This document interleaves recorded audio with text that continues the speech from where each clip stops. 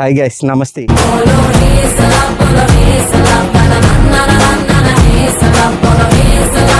2025 manufacturing, 2025 registration అండి. Vehicle number కూడా చూసుకోండి సార్, 3617. ఏ సార్, వెహికల్ వచ్చేసరికి 2025 అండి. ఫైనాన్స్ సీజింగ్ చేసి 6 నెలలు సీజింగ్లో ఉందండి. సో దానివల్ల కొంచెం అక్కడక్కడ డల్ అయింది తప్ప వెహికల్ చాలా తక్కువ తిరిగిందండి. బండితో పాటు వచ్చిన టైర్ సార్. వెహికల్ వచ్చేసరికి రీడింగ్ 8,900 సార్, 8,879 కిలోమీటర్లు, అంటే 8,900 తిరిగిందండి. ఎటువంటి వాంటింగ్ లేదు సార్. చైన్కి కొంచెం స్ప్రే కొట్టాలి, పక్కన పెట్టడం వల్ల లైట్గా రస్ట్ వచ్చింది తప్ప ఏ ప్యానల్ కానీ, ఏ పార్ట్ కానీ, లివర్ కానీ ఏది రీప్లేస్ అవ్వలేదండి. మనం జస్ట్ పెట్రోల్ కొట్టించుకొని వేసుకెళ్ళిపోవచ్చండి. నేమ్ ట్రాన్స్ఫర్ అవుతుంది, ఇన్సూరెన్స్, పొల్యూషన్ అన్నీ ఉన్నాయండి.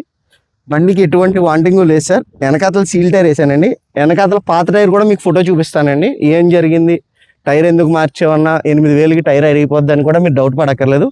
పాత టైర్ కూడా పక్కన పెట్టానండి. టైర్లో గాలి లేక అలా కిందకి నొక్కు పడిపోయి రౌండ్గా బేట్ వచ్చింది సార్.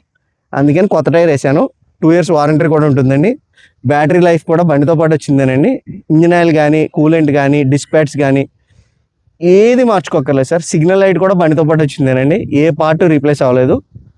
వెహికల్ చాలా క్వాలిటీ ఉందండి. 1-2 సార్లు చూసుకోండి సార్. ప్రైస్ కూడా చాలా రీజనబుల్గా పెడుతున్నానండి.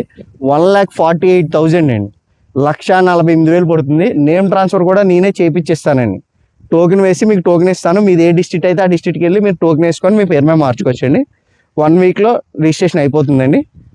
ఇన్సూరెన్స్, పొల్యూషన్, సీ బుక్ మీకు 1 dayలో పెట్టేస్తానండి. మీరు వెహికల్ ఏ రోజు తీసుకుంటే ఆ రోజు మీరు ఆధార్ కార్డు ఇచ్చినప్పుడే వెంటనే మీకు ఒక 1 dayలో మీకు రికార్డ్ అంతా సబ్మిట్ చేస్తాను. నేమ్ ట్రాన్స్ఫర్ మాత్రం ఒక 1 week పడుతుందండి ఖచ్చితంగా. 1-2 సార్లు వెహికల్ అంతా చూసుకోండి. 1,48,000 పడుతుందండి. మళ్ళీ రీడింగ్ చెప్తాను, 8,879 కిలోమీటర్లు సార్. Thank you.